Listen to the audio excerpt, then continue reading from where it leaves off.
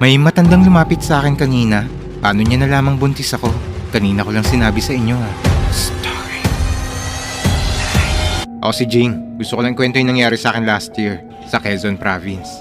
Taga-Caloocan ako at ang asawa ko ay nagtatrabaho dito bilang isang butcher sa isang slaughterhouse. Ang family ko ay taga Negros Oriental pero lumipat silang Quezon Province sa isang palayan doon. Simula nang malaman kong lumipat sila doon, nagbalak akong dalawin sila. Gusto ko sanang isama ang asawa ko nito pero hindi siya pwedeng umabsent. July 20, nung araw na pumunta ako sa Quezon Province. 3 araw na lang ay birthday na ng bunsong kapatid ko.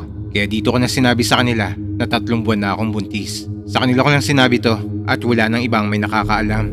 Maya-maya, paglabas ko ng bahay nila mama at papa, nagulat ako kasi may isang matandang babae ang inaalok akong hilutin ng tiyan ko. Pag alok niya, hinuwakan niya kaagad ang tiyan ko. Nagtaka ako dahil alam ko kakasabi ko lang sa pamilya ko yung tungkol dito. At wala pang ilang oras nung sinabi ko to, kaya imposibleng nalaman niya